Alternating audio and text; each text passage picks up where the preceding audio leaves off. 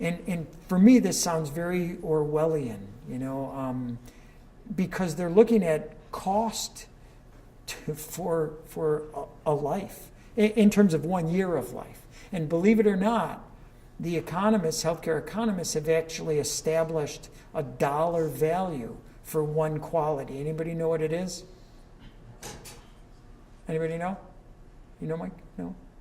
$50,000. If you can do a procedure and it costs less than $50,000 to get one quality, it's considered a good value. So what might you expect this is really being looked at hard right now in the orthopedic world? Joint replacements. That's where it's really, and in fact, building episodes of care and paying bundled payments for one episode, that's being done in joint replacement. And the American Association of Orthopedic Surgeons group is working fast and furious at doing studies to measure the cost per quality for joint replacement surgery, because they want to justify that the work they're doing is actually a good value. And so they're working quite aggressively at trying to show this, that we can do a joint replacement surgery and do it for less than $50,000 per quality. So it's a brave new world. This, again, is one of the most important things you can do, and just the point I just made, which is to ask the patient, what do you most want to return to that you can't now because of your pain? When you go to a patient and say, look, I found a 20% improvement in your Oswestry Disability Index score, which is just shy of clinically meaningful change, and they say, yeah, but I still can't put my socks on without someone helping me, so I'm not any better. So you have to, at one way or another, address this issue of what's most meaningful to the patient. And as we mentioned again last time, this issue of, does the provider care? People don't care how much you know until they know how much you care. And if you speak to the malpractice companies, probably the best strategy to avoid malpractice is to let your patient know you care about them, so that even if there's an adverse event, the patient knows you really care and the likelihood of them seeing you is substantially reduced. This is a tool we have, and I don't think I have this one on the website, but I'll make sure I add it. And all we did is take that 4-question questionnaire, a pain drawing, conventional pain drawing, and then those questions from Bogduck, what do you most want to go back to? And as you can see, we only asked 2, and then even asked them to, on a Likert type scale, evaluate this idea of how much are you feeling impaired. So now you can even ask them in a quantitative kind of a way, how limited are you in something you want to return to? So I want to golf, and I want to be able to get dressed. Well, now you can quantify it and say, how severely are you restricted in your ability to go out and play golf? Well, it's a 10. I can't even swing a club. And how about getting dressed? Well, it's about a 6. I need assistance. I can get dressed, but I need someone to help me with my socks and a couple other things. So that becomes really useful when you remeasure those. So not only are they quantitative now, but they are also very, very much patient-directed. So I'll make sure that this tool is on the website also.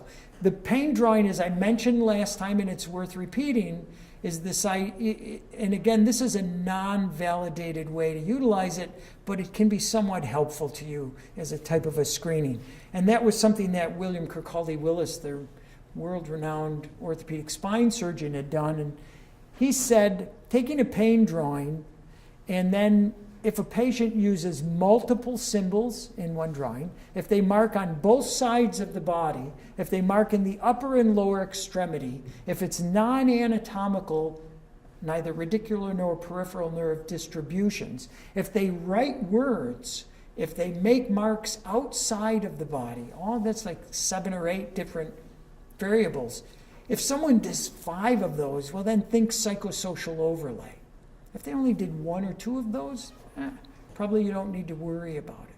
But at least it's a trigger to then say, if you just use something like this, which I would venture to say everybody in this room is using pain drawings, as your initial psychosocial screen, and someone does 5 or 6 of those things I've mentioned, now go to the psychosocial tools, like a PHQ-9 or a fear avoidance belief questionnaire or Tampa scale of kinesiophobia, one of those measures. You don't want to be just handing those out to every patient. They'll all run away. They do too much paperwork as it is. So you can use that as a quick screening. Second thing here is when someone maps out a pattern of pain that pretty much looks like a dermatome, it correlates very, very highly with a true radiculopathy. So if someone maps out, the C6 dermatome on their pain drawing, something is interfering with that C6 nerve root. It correlates very highly, and often with diagnostic imaging. Adverse event reporting. It's most commonly done relative to medications. So this AERS is largely a pharmacological database that just tries to track side effects associated with medications and some medical devices, like some of the instrumentation are used with spine surgery. The European Chiropractic Union has developed this chiropractic incident reporting and learning system. And it's a way to they're doing it, I think in the UK right now, trying to track adverse events. So they're asking their providers to just voluntarily report when adverse events occur, and they're defining what constitutes an adverse event.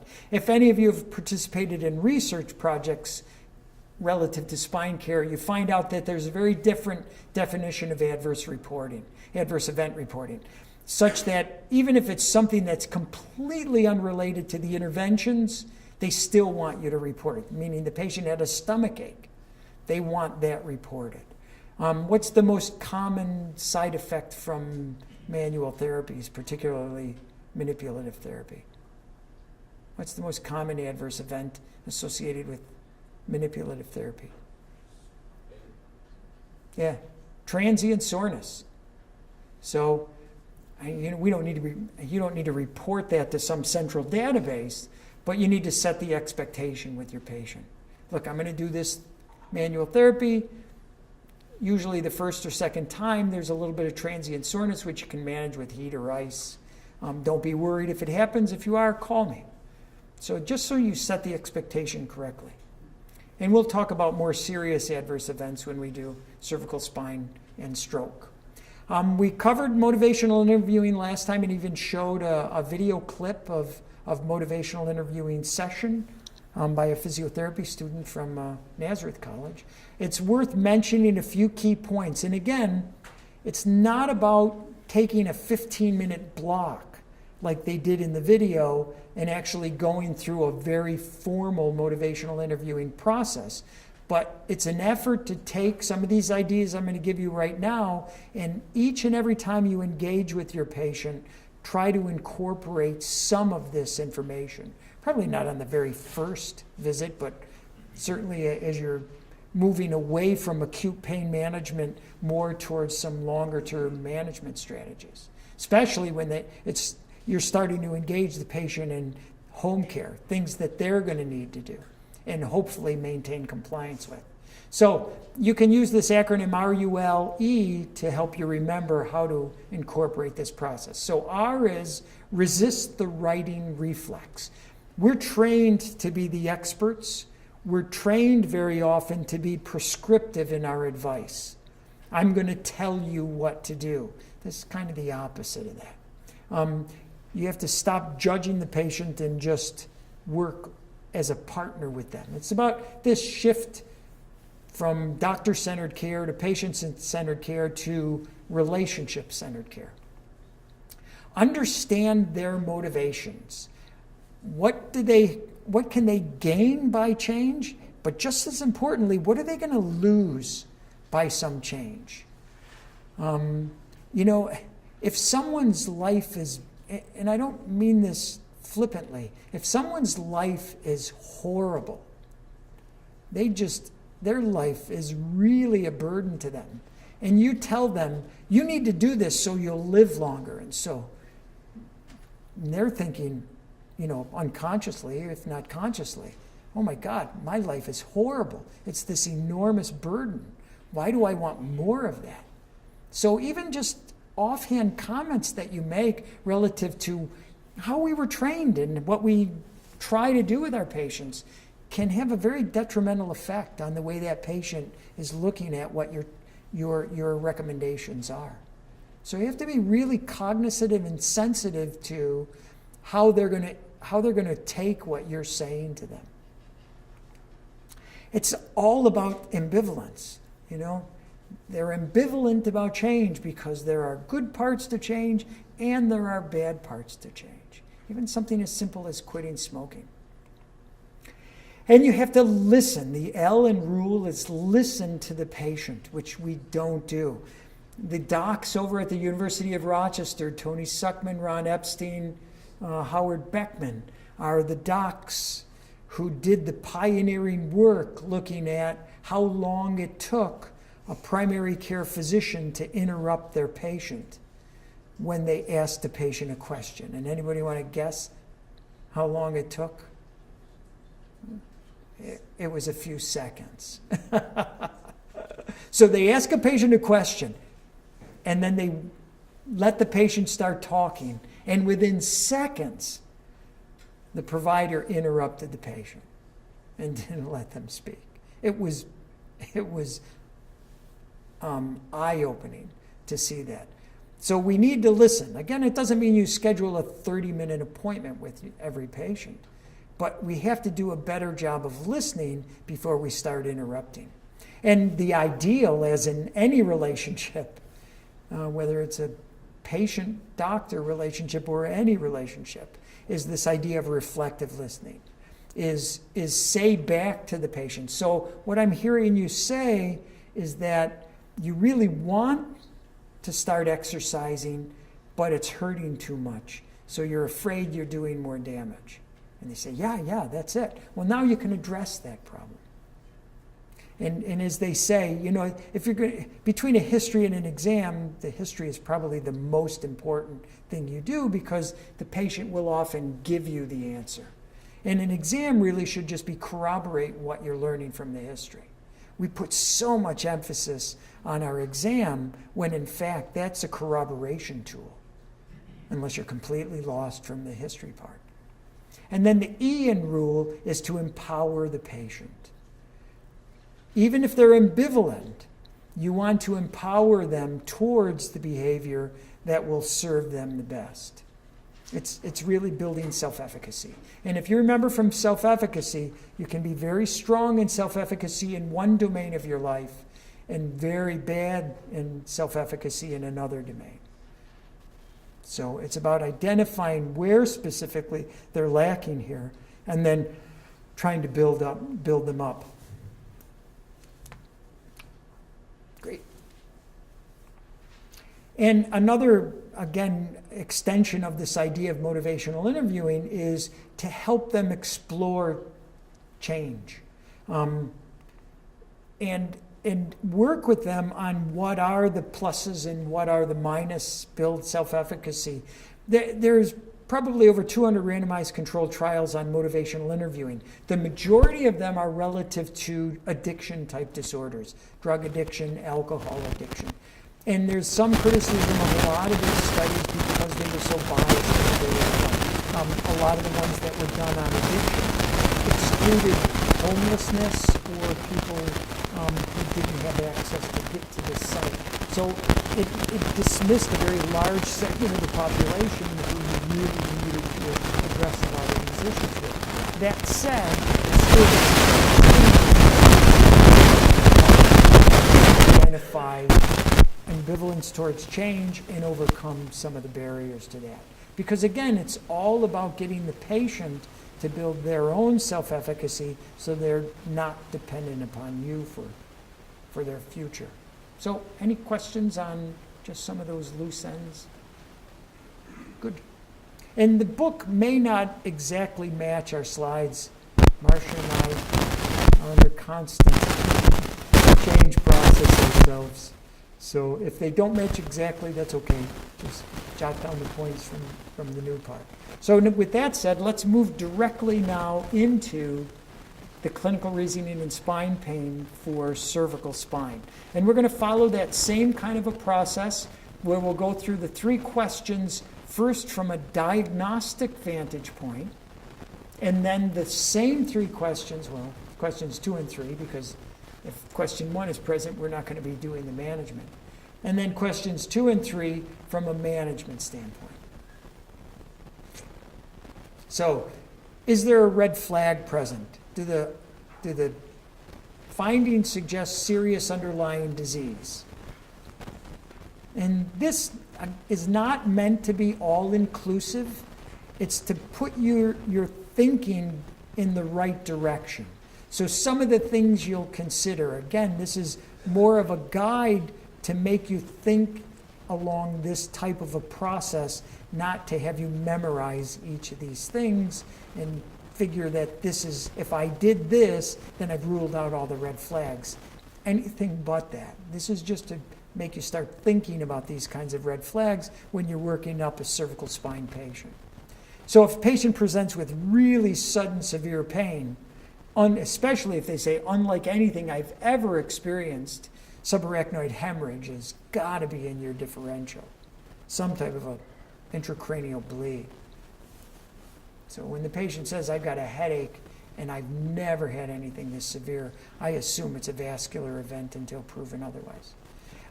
If they have mental status changes, you got to start thinking of a space-occupying lesion like a tumor, but also infection, and what should be listed here is stroke. So if there are mental status changes, the patient just seems confused, doesn't seem with it, you got to think something intracranially is going on. Bulbar symptoms, brainstem symptoms. You think something like tumor, cervical artery disease.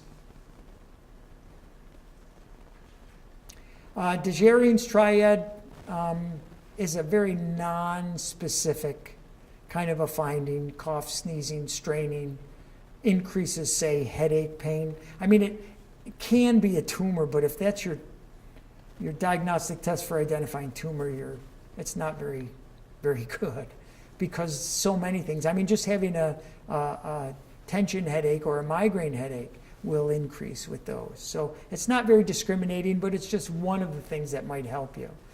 History of cancer, assume that their new symptom is cancer until proven otherwise, especially in someone older. If a seizure occurs, again, you got to think of some kind of either intracranial lesion or space-occupying lesion that could be triggering a seizure. Over 50, how sad is this? Temporal arteritis or stroke or cancer or every bad thing imaginable once you're over the age of 50. A visual loss, ocular disease and or stroke, and if it develops, this can help you if it develops suddenly or insidiously. If they're running a fever, of course, infection. And how many of you take temperature routinely in your initial workup of a patient? Okay.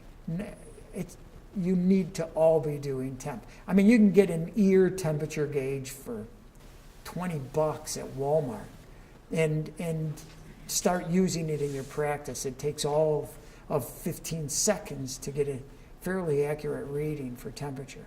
You should all be routinely doing temperature with all of your patients. Papilledema, how many of you routinely look in the eyes of your cervical spine patients? Something you could all break out your ophthalmoscope and start doing and looking for papilledema. Again, is it going to be something common? Absolutely not. But it's still so simple and well worth doing. Visual field loss, you got to start thinking of a vascular event or a space-occupying lesion. Scalp tenderness, tumor, this one I laugh at, and I don't know, can't remember why we included it, but if you're using scalp tenderness as a way to diagnose tumors, then you're probably a little misdirected and misguided. There would be so many other things you'd want to find first. And then cranial nerve dysfunction can be anything from a vascular event to a space-occupying lesion. Upper motor neuron signs now, this will have much more significant relevance here because we're going to be talking about cervical spondylotic myelopathy with the amount of stenosis, people living longer, starting to see more and more of something like this. So the likelihood, I would think, in the future with aging population and a larger percentage of people now developing spinal stenosis, and in the cervical spine getting cervical spondylotic myelopathy, you're going to start to see upper motor neuron signs probably a little more commonly.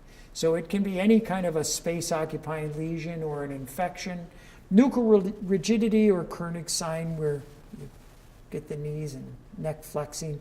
Typically you think of meningitis, but it can be a few other things too. An enlarged and indurated temporal artery, you got to think of temporal arteritis, possibly polymyalgia rheumatica as a possibility. Again, this is kind of like the other one, a fluid leak, skull fracture. I would suspect you'd have a lot more evidence than just a fluid leak to think that this patient has a skull fracture. So those are just some common red flags that would at least lead you down some other pathway other than this is a mechanical issue that I can manage. And again, not all inclusive, just a way to help trigger some of that thoughts. Let's spend a little bit of time talking very specifically about cervical spondylotic myelopathy, just because we're seeing a little bit more of it. And it can be soft tissue induced. It can be hard tissue induced. You can get everything from osteophytes forming to calcification of the posterior longitudinal ligament to disc protrusion. A little bit about the anatomy here. You can see the lateral recess where the nerve root is coming out, giving off a ventral branch and a dorsal branch. And off this ventral branch, we have this sinovertebral or recurrent meningeal nerve, which innervates the posterior longitudinal ligament and this posterolateral third of the disc. So there is an innervation to the posterolateral third of the disc, and it does contain nociceptive fibers. So that region where we typically see annular tears and radial fissures in the disc actually is a nociceptive, sensitive bundle of tissues. And then the relationship between the posterior margin of the disc and the vertebra and the canal, which contains the cervical spinal cord. So, what are some of the historical features that might suggest to us that cervical spondylotic myelopathy is an issue here? Again, that age over 50 problem. If you're over 50, you're considered a bit at risk. It's more common in males by 2.5 to 1 ratio. It's usually, you're going to see as an early symptom, neck and arm pain. So now you've got to start to differentiate what is this neck and arm pain coming from. Upper motor neuron neurological changes in the upper extremity are more commonly going to be lower motor neuron stuff. So you're going to be looking for a diminished deep tendon reflex, some muscle weakness, maybe some sensory loss. Lower motor neuron change is suggestive of just a radiculopathy that you might see. Whereas in the lower extremity, you would think that you might start to see some upper motor neuron changes. So you're going to see things like spastic weakness and things like hyperreflexia, pathological reflexes like Babinski, or depending on where they're located, Hoffner's and Tromner's in the upper extremity. So you're getting this distinction between lower motor neuron in the upper and upper motor neuron in the lower. these patients will often describe just these fleeting shots of sensation and or pain down the back and into the lower extremities. And they're going to complain of a gait disturbance. They're going to say, I just feel a little unsteady. And it's a form of ataxia. That if the myelopathy is affecting the posterior columns, they're losing proprioceptive input. So that makes them a little unsteady. If it affects the corticospinal tracts, then they're getting that motor problem with coordinating their movements, and their gait's going to be unsteady. So either of those can contribute to an ataxic gait in these people. Very often, because of its effect on the upper extremities, they're going to be complaining of some difficulty with fine motor skills, whether it's writing or buttoning buttons. Something will be off here. And then probably a very late finding is trouble with urination. But, again, if you get to that point of bladder difficulty, the horse is already out of the barn. This is probably a fairly advanced situation. Now, from an exam standpoint, what are some of the features that we find in myelopathy? The gait is often referred to as a spastic kind of a gait. And the spasticity is because of the upper motor neuron changes that are affecting the lower extremity. You're compressing the core. So you're getting, again, posterior column and corticospinal compression. They say there's some suggestion this may actually be a sensitive test for myelopathy in the cervical spine. So that have the patient do, and they said even if you do motor function testing in the lower extremities and it feels like 5-5, have them do a heel walk and see if they can sustain that, if they can hold it on a more sustained basis, that it may be a more sensitive way when you see that kind of a weakness occurring, especially bilaterally, start to think of maybe cervical cord compression. And then Romberg's, where you stand with the feet together, eyes open, and then close your eyes.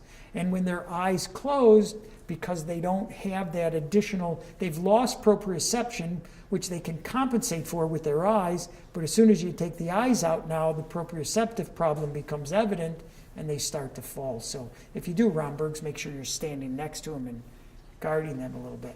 And then there's what's been referred to as myelopathy hand. Partially because of the radiculopathy, they may lose some of the muscle in the intrinsic part of their hand, but then we also see a couple other things. We can often see this finger escape sign, where you have the patient put the hand out with the palm down, the fingers extended, and they'll go into an abduction and flexion of the ulnar part of the hand.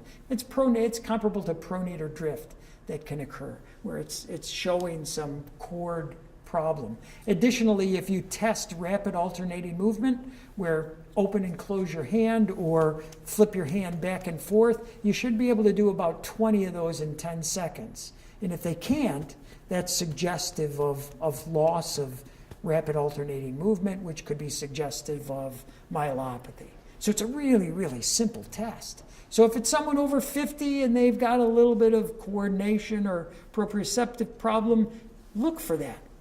See if it's evident. A loss of vibration and joint position sense, and that can actually be an earlier sign with myelopathy. And I'll give you a quick anecdote here of a case that I saw back when I was in practice. This was quite a few years ago, actually, about 10 years ago or more. A young woman who was a student at New York Chiropractic College was referred to me for a second opinion. And she came in carrying her MRI, and she walked in. She was hurting and very guarded with her neck. So I did my full history, and the history was she was in physio lab, and they were doing forced expiratory volume tests. So she took this thing, so she's going to do a massive Valsalva, right? She takes the device, she puts it in her mouth and expires as hard as she can, and the way she describes it, felt an explosion in her head and neck. So what's the first thing you would think of?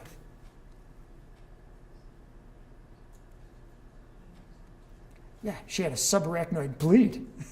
That when a patient says explosion, unlike anything else, you got to think that they've had a massive vascular event.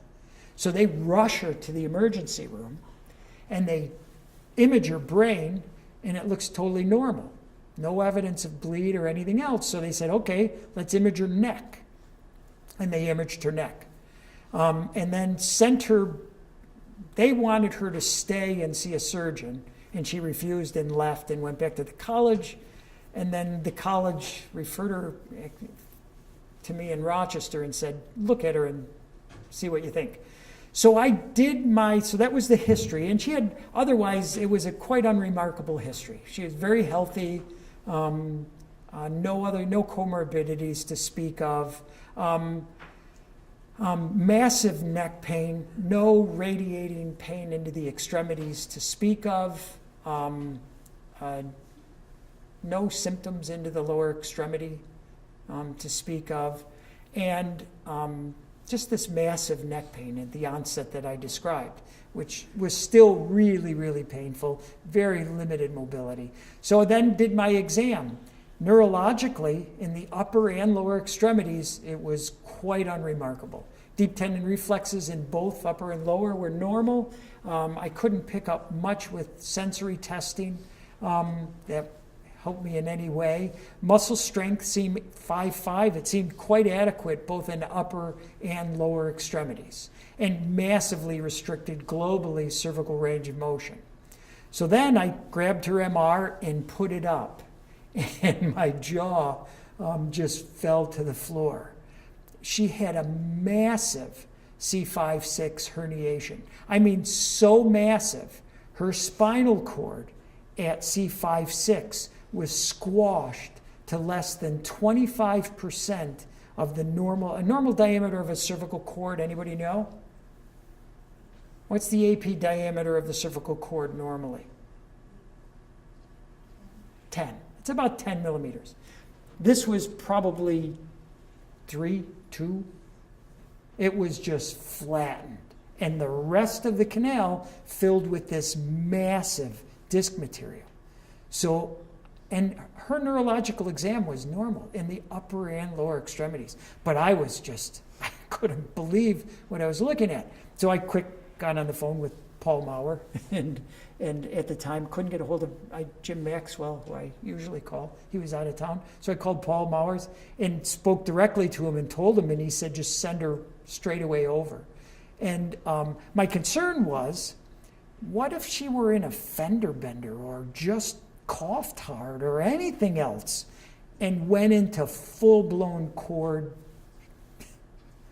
I mean, I couldn't understand how she wasn't neurologically a complete wreck. So Paul saw her. He ended up going in, fusing her, and I spoke to him after the surgery, and he said when he opened it up,